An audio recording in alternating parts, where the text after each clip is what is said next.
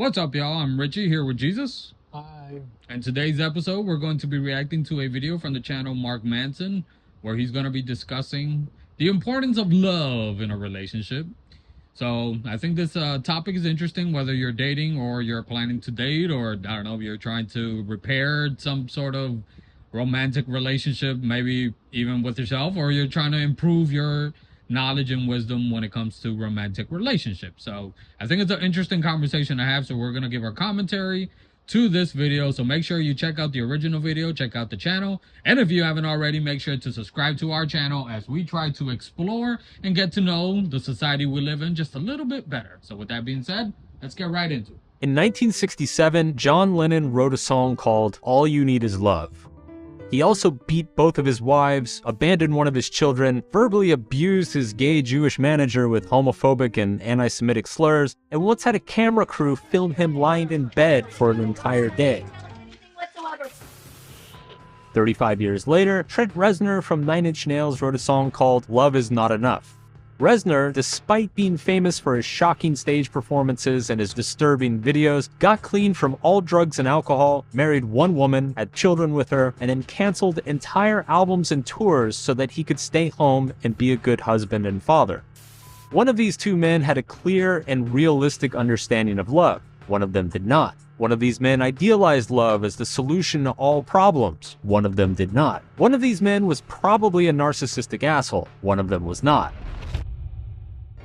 In our culture, many of us idealize love. We see it as some kind of lofty cure-all for all of our life's problems. Our movies and stories and history all celebrate it as life's ultimate goal, the final solution for pain and struggle. And because we idealize love, we overestimate it. And as a result, our relationships pay a price. When we believe that all we need is love, then like Lennon, we're more likely to ignore fundamental values such as respect, humility, and commitment towards the people we care about. We were on a break!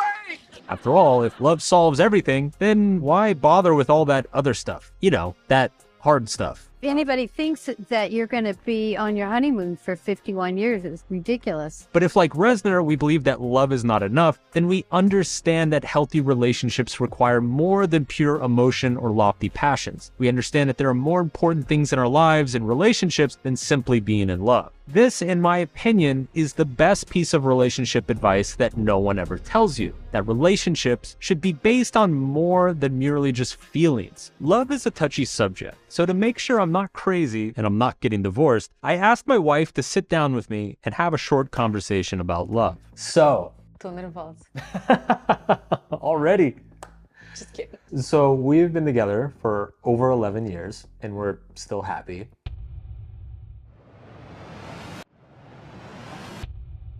Very.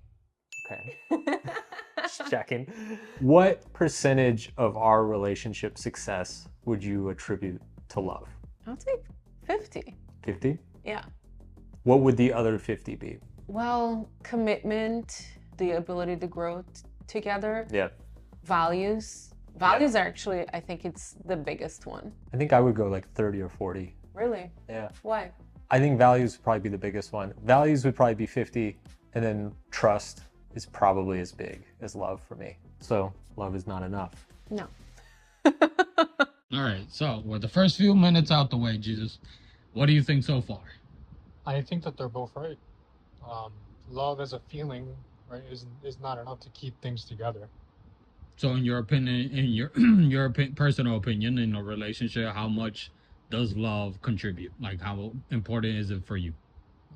For me, it's about 40 to 45%.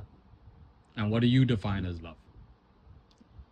I'd say love is the work that you bring to the relationship. It passes the feelings. It makes you look outside of yourself to love someone else, to truly commit to someone else, to truly show effort in the morning or in every single day to that person that you end up with, you know? Like you have moments where, you know, you might not want to do something for them, but then you remember, you know, how much that would make them happy. And it's just like, oh yeah, let me do this for them because, you know, it's going to make them smile. You know, it's going to make their day a little bit easier. I think that's what one aspect of love is. You know, another aspect of, you know, is having the conversation that they're having now. You know, you can't progress far in a relationship without having difficult conversations or like very deep topics to talk about. And I think that this is going to be a really nice topic to listen to them, especially with the experience that they have. You heard that, ladies? The man is on the market, so, slide into his DMs if you want to get some of that Jesus love. Oh my goodness. It turns out that things like trust and respect and aligned values matter far more in the passion or romance that we're experiencing. People don't like to hear this because it shits all over the fairy tales and rom-coms they grew up with. So just to make sure I ruin your Sunday completely, here are 3 harsh truths about love and why they matter to you. The first one is love does not equal compatibility. Just because you fall in love with someone doesn't necessarily mean that they're a good partner for you over the long term. It's possible to fall in love with somebody who doesn't treat us well, who makes us feel worse about ourselves, who doesn't hold the same respect for us as we do for them, who has a dysfunctional emotional life themselves that can threaten to bring us down with them. It's possible to fall in love with someone who has different ambitions or life goals that are contradictory to our own, who holds different philosophical beliefs and worldviews that clash with our reality. All we did was resent each other and try to control each other. That's marriage. It's possible to fall in love with somebody who sucks for us and makes us unhappy. Maybe they're a great person and they seem right on paper, but in reality, they just hurt us. When I think of all of the disastrous relationships that I've seen or I've been a part of, most of them were entered into purely on the basis of emotion. We felt that spark, and so we just dove in head first. Forget that he's a born-again Christian alcoholic and she's an LSD-dropping bisexual. It just feels right. And then 6 months later, when she's throwing all this shit onto the lawn and he's praying to Jesus 12 times a day for her salvation, they look around and they wonder, where did it go wrong? The truth is, it went wrong before it even began. When dating and looking for a partner, you must not only use your heart, but also your mind. Yes, you want to find someone who makes your heart flutter and your farts smell like cherry popsicles, but you also need to evaluate a person's values. How do they treat themselves? How do they treat people close to them? What are their ambitions? What is their worldview in general? Because if you fall in love with someone who is incompatible with you, as the ski instructor from South Park likes to say, you're gonna have a bad time. Okay, so with the first one, I want to give my opinion on it because I've as I gotten older, I'm 32 now. I've been dating since a pretty young age. I have multiple different partners, multiple different experiences, different types of experiences, also different types of partners and relationships.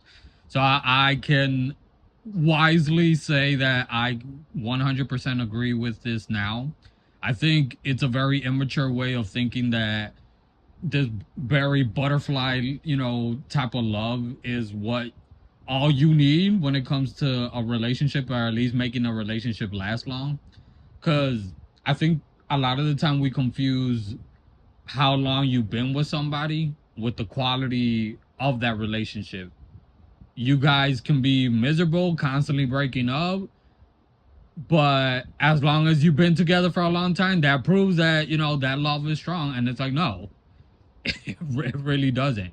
And for me, like I said, as I gotten older and in my relationships, I'm seeing that more and more and more, where not only am I expecting that from my partners, but I'm also making sure that I bring that myself to the table, where it's not just about love bombing. It's not just about the honeymoon stage. It's not just about, flirting and sex and all that. Like if you want a committed, serious relationship, there is so much more that you have to bring into the relationship, and it's an active process because you have to do this every day.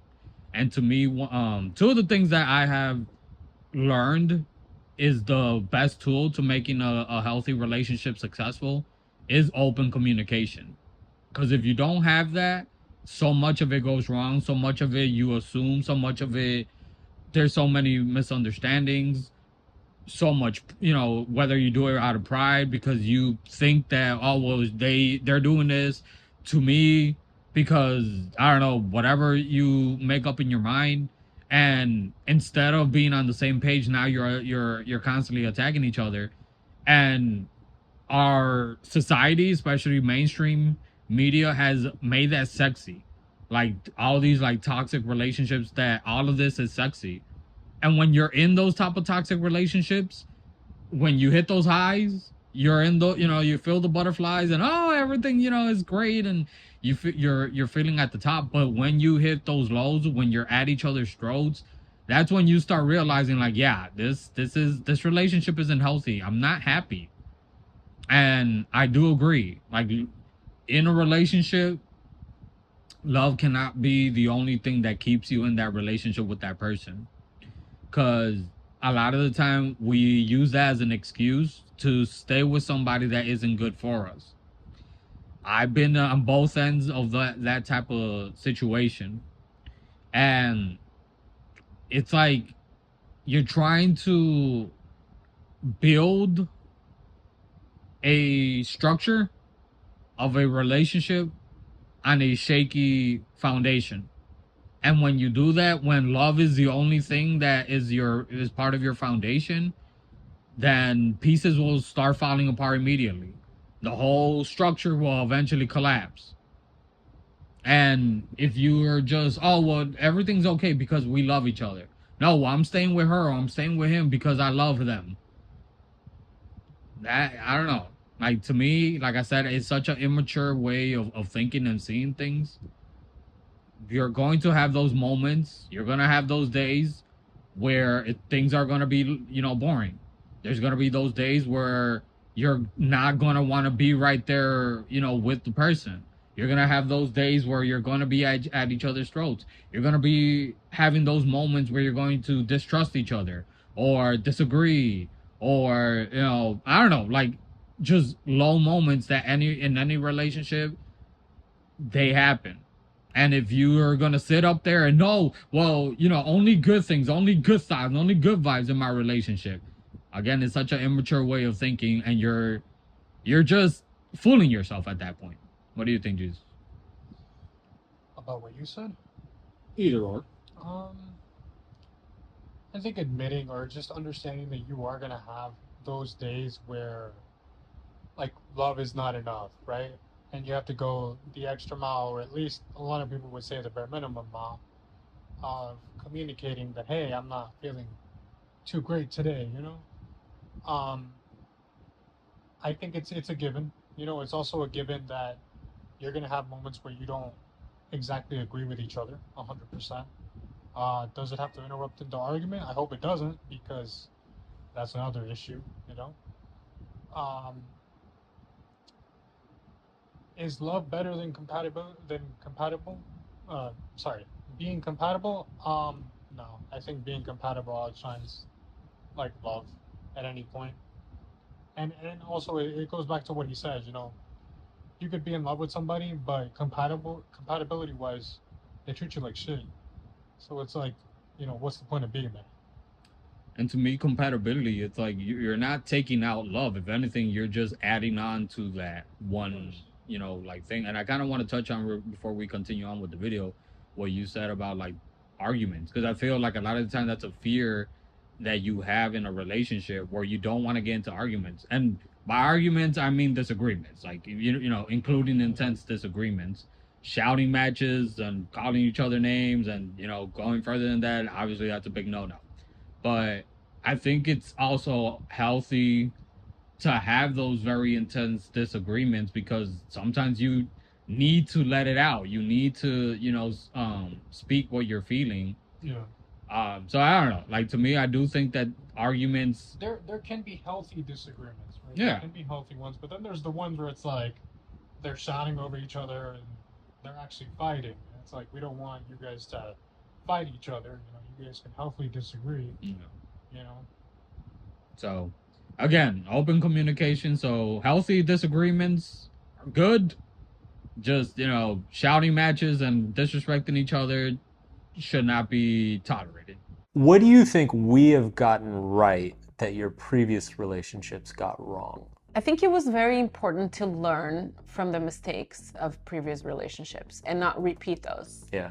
For me, the biggest one was the ability to communicate what I want and how I feel. And you were very open to listen, so that also helps. I think for me, the biggest mistakes in my previous relationships was not being aligned on, I guess, long-term goals or long-term visions. This kind of ties in the values. Like, we loved each other, we had fun together, but our visions for our lives were very divergent. They went to different places. Harsh truth number 2. Love does not solve relationship problems. My first girlfriend and I, we were madly in love with each other. We also lived in different cities, had no money to go see each other, had families who disliked each of us, and went through weekly bouts of meaningless drama and fighting on the phone. And every time we fought, we'd come back to each other the next day and make up and remind each other how crazy we were for one another and that none of those little problems matter because OMG, we are so in love and it will work out and everything will be great. Just you wait and see.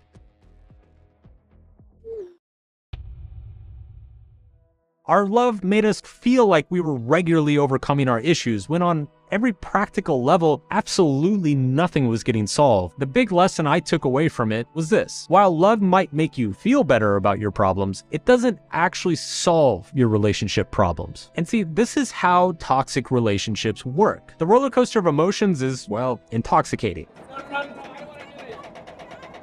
Each high feeling even more important and valid than the one before. But unless there's a stable and practical foundation beneath each of your feet, that rising tide of emotion is eventually going to come and sweep everything away.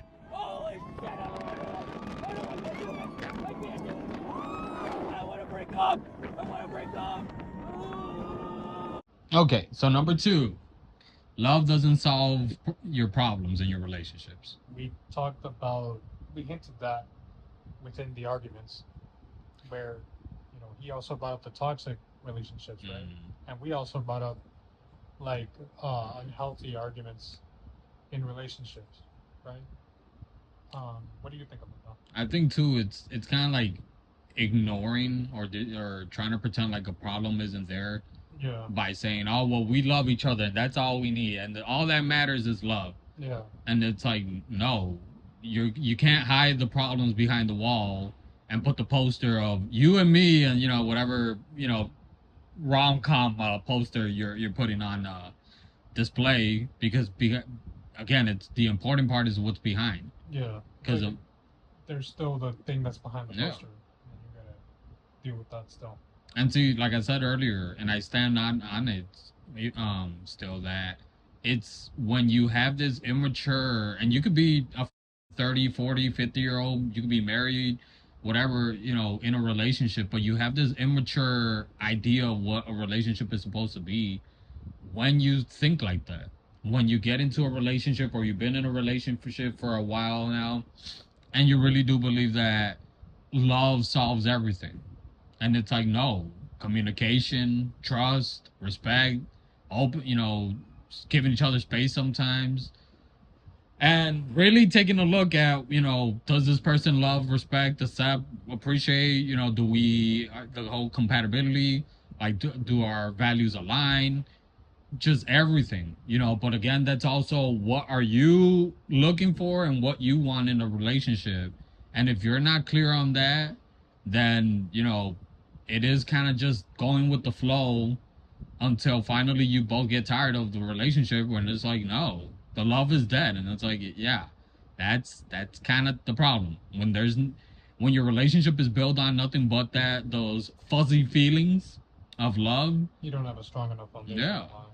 Like there's nothing there. And a lot of the time in relationships, you get married, you have kids, and unfortunately when those fuzzy feelings disappear and there's nothing else there, the only thing that's left is the kids that are stuck in between. And unfortunately it becomes a bigger problem than you two are ever able to handle. Harsh truth number 3. Love is usually not worth sacrificing yourself for. One of the defining characteristics of loving somebody is that you are able to actually think outside of yourself and your own needs to help care for another person and their needs as well. What do you want? It's not that simple. What do you want? But the question that doesn't get asked enough is, what are you sacrificing? And is this worth it? Because in loving relationships, it's normal for both people to occasionally sacrifice their own desires or needs or wants for one another. I would argue that this is completely healthy and a big part of actually what makes a relationship great. But when it comes to sacrificing one's self-respect, one's dignity, one's physical body, one's ambitions and identity, just to be with someone, then that same love becomes toxic and destructive. A loving relationship is supposed to supplement your individual identity, not damage it or replace it. If we find ourselves in situations where we are tolerating disrespectful or abusive behavior, then that's essentially what we're doing. And if we're not careful, it will leave us a shell of the person we once were. Okay, so 2 points. So the first one about sacrifices. What do you think? Like, I guess the best question, what would you be willing to sacrifice and what wouldn't you be willing to sacrifice in a relationship? Because I wouldn't be willing to sacrifice my sense of self. Like my identity, who I am as a person, right? And I think that includes other things too, like looks and just lifestyle and stuff like that. So I do have to have the same, person with similar values as mine, you know? What about you? Well, first, now, not to be putting your business out there, I know you have, compared to me, you haven't always had the most active dating experience, but knowing you, this is kind of why I'm kind of bringing you to this question. What has brought you to this conclusion? Because I've been knowing you for years, and that hasn't always been the type of mindset you had. So I'm proud of you. Obviously, I want to share. You know, I'm proud of you, but I want you to also share with the audience, like, what helped you come to that conclusion. I had a very strange experience with someone who was very controlling. It was a very short-lived experience, but through that experience, I came to the conclusion that I was more tired sacrificing myself for this person than anyone else, and I had to figure out why. And I realized that this person wanted me to change myself.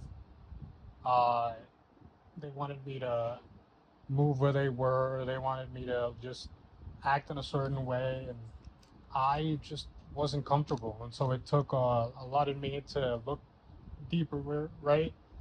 And be like, yeah, it's okay to admit that you don't want to do this.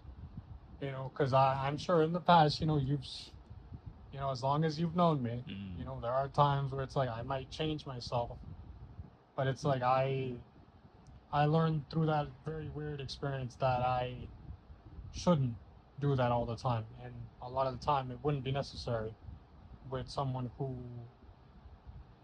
cares and cares to see who I really am. What about yourself? For me, like I said earlier, I think it's important to know yourself, and whether that's through experience or taking the time to like get to know yourself a little bit better, or a combination of both.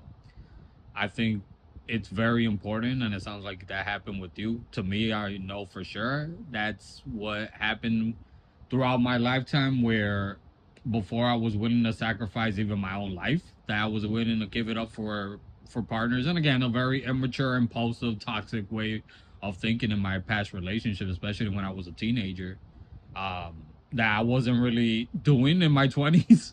And I'm sure as hell not doing now. But for sure, I had that type of mindset of, in a previous relationship, I was, or not that I was willing, but I accepted disrespect, gaslighting, manipulation, them trying to control my life and distance me from different people, to the point where she knew that something like this, like, the channel, the business, the series that I'm writing were very important, or even like hanging out with my friends. And she was starting to get into like, oh, well, what about me? What about me? And, she wanted me to be with her like 24/7. And we were barely like a couple months dating. You got me? And now, obviously, where I'm at now, I look at myself back then, and I'm like, yeah, I let a lot of that slide, that I'm not willing to let that shit slide anymore, because I'm not going to sacrifice my self-respect, sacrifice my dreams, my goals, my plans, all the hard work that I've been putting into, my peace of mind that is very important to me now, where, I came up in a very chaotic household, and I didn't really know what a healthy relationship or a peaceful home looked like. So unfortunately, I repeated the same cycle in many of my relationships. Whereas now it took a lot of those negative experiences for me to learn, like, no, this is what I want and this is what I don't want. And I kind of want to transition real quick into, we are talking about what we're not willing to sacrifice. Now I want you to answer, what are you willing to sacrifice in a relationship? Romantic relationship.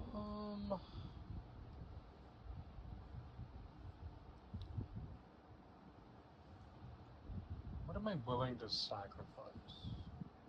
My love nut. Oh. We're having technical difficulties here. Sorry. No, that was him. Oh man, if it's not my sense of self, My sense of humor.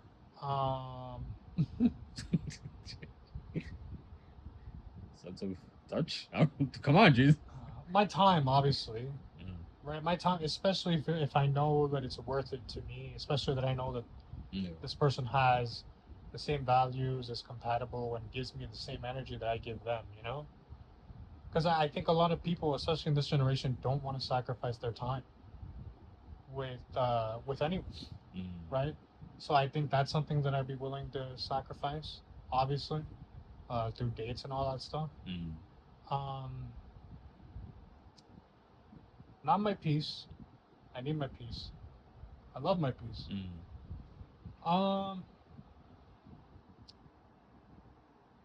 I'd sacrifice showing them the weirdness of me that I am, right? Because a lot of people don't, really open up about how weird they can get. You know, so I think that's something that I'd sacrifice. I'd show them my nerdy side, my dorky side. Oh yeah, because you keep that so hidden. Well, you don't see the extent of it. You don't see the extent of it. No, I've seen it. But Trust me. continue. Oh man. Well, you don't have to have a goal list. You could have just. I think that's it. Yeah. I think that's it for me. But what about you? For me, I think time-wise, I think that's just a given. I think when you get into a relationship, like, no shit, you kind of have to do that. Yeah. But for me, there's a difference, obviously, between like sacrifices and compromises. I think for me, sacrificing would be getting out of my comfort zone. As a social introvert, it always takes me that's a good one. like some struggles. Yeah. To like get out of my comfort zone and go out or go here because my anxiety or whatever. But for me, like, when I've been in relationships recently, I'm like, yeah, even if I haven't dated them for a long time, which I have, whatever, like, I'm like, no, I want to give my all into a relationship and not make it an excuse. Well, I'm not, I'm not comfortable with this because I don't know, whatever. And I'm saying, like, going out and getting out of my own comfort zone, getting out of my own shell, and going out with people, because that is something that I've done in my past, and I wish that I would have done a little bit better in my past. So now in my present and future dating life, I'm like, yeah, I want to do that little bit different. So last question, what is the best relationship advice you have gotten? Oof, that's a tough one because I don't think I ever got good relationship advice. But for me, I think the biggest lesson I learned, it was from watching other people's relationships, and especially my parents' relationship, which was really bad.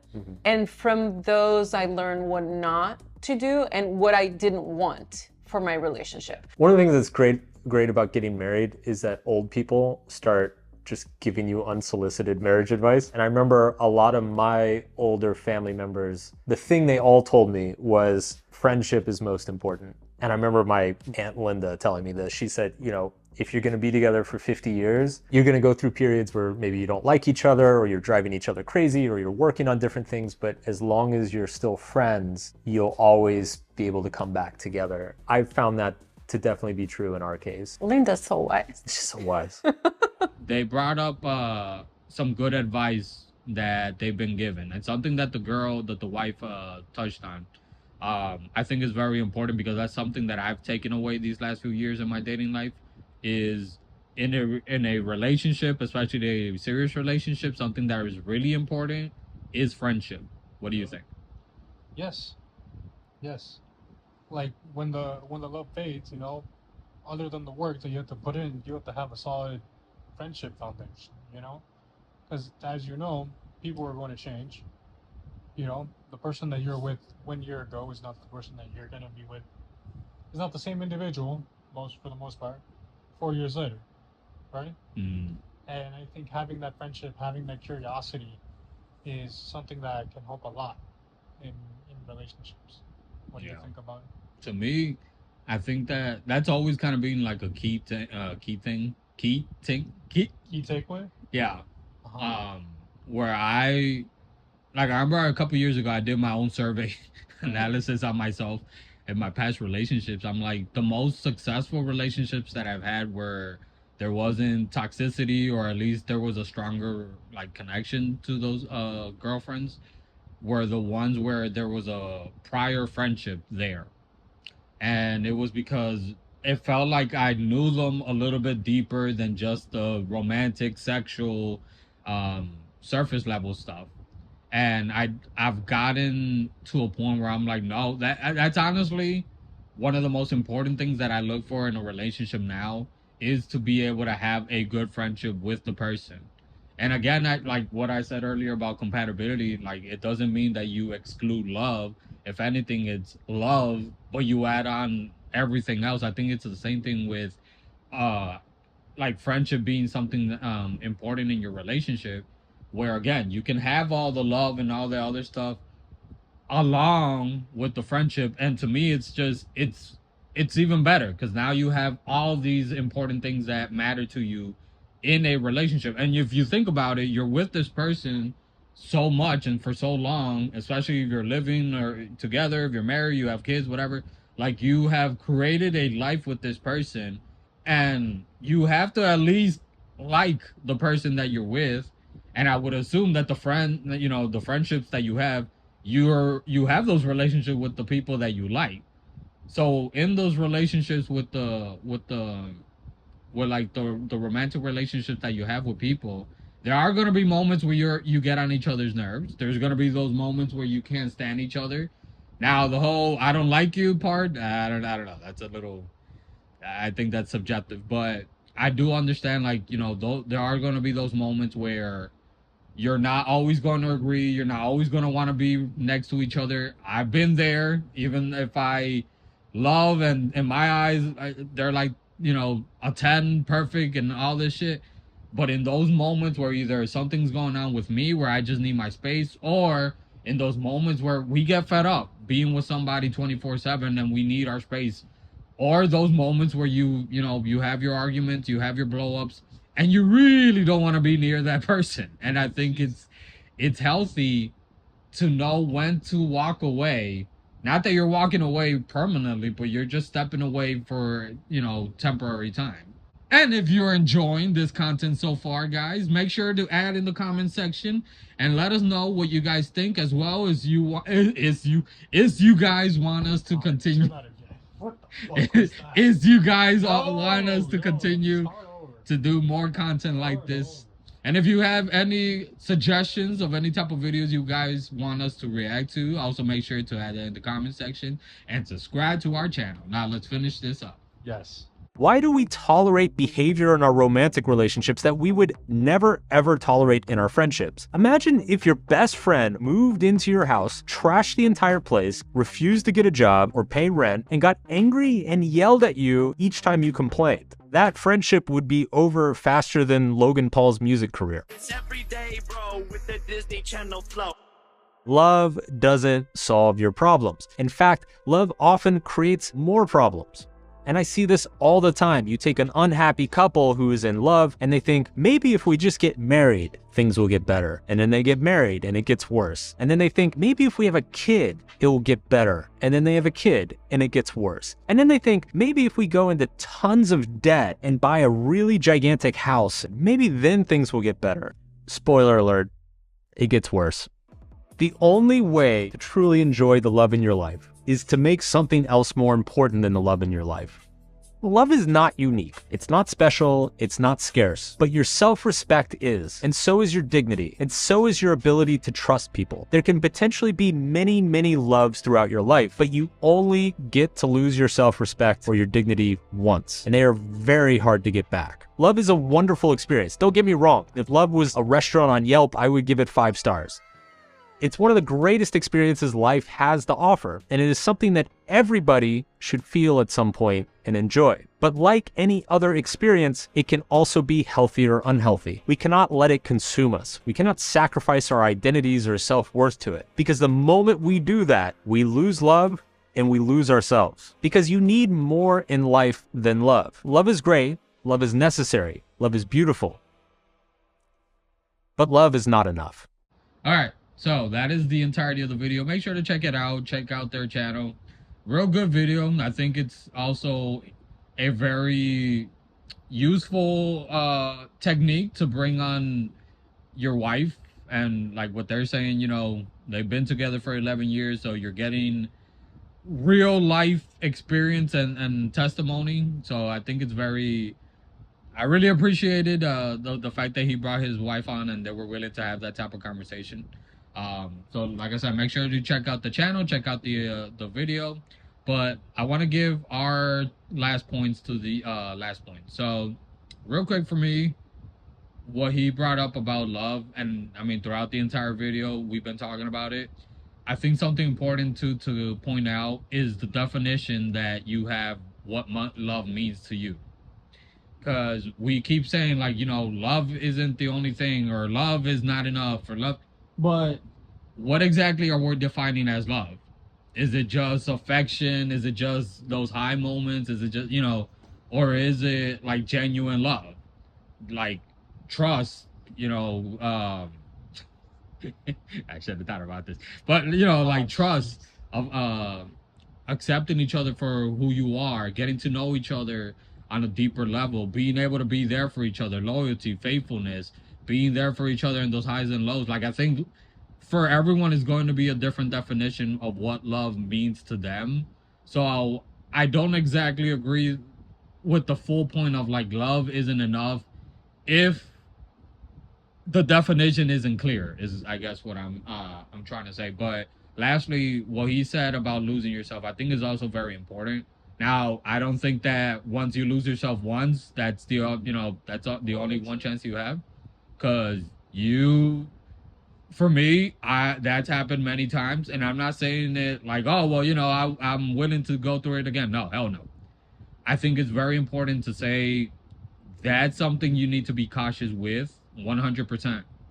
Because the minute that you give that part of you and you lose that part of yourself, it's going to take so much for you to be able to replace it or find yourself once again once you're out of that relationship.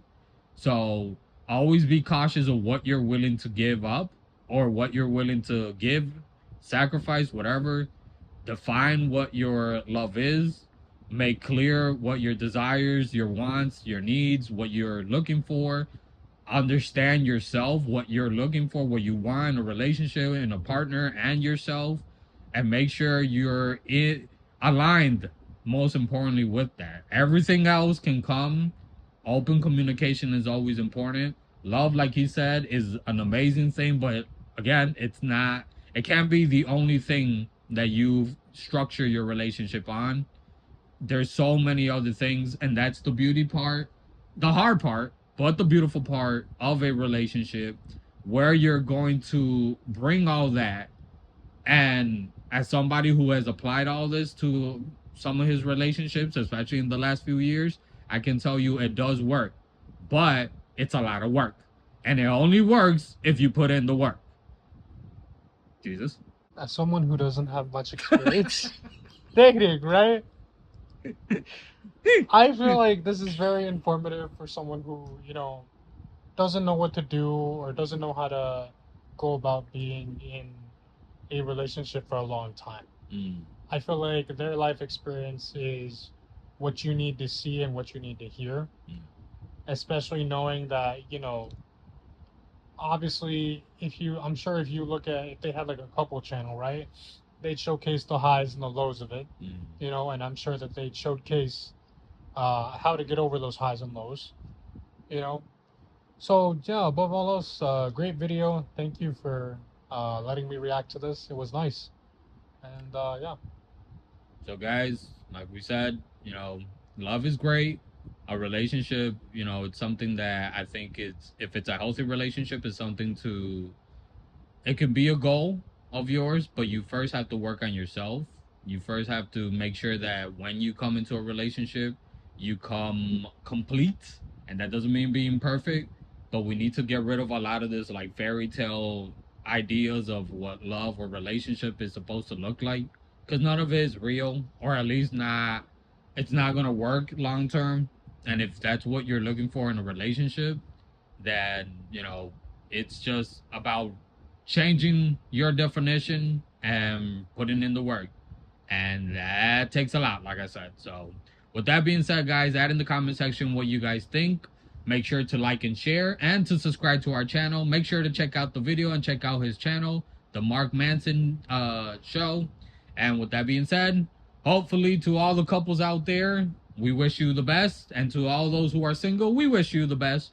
Remember, the most important relationship you need to have is the one with yourself. So we'll see you guys next time. Take care. We love you.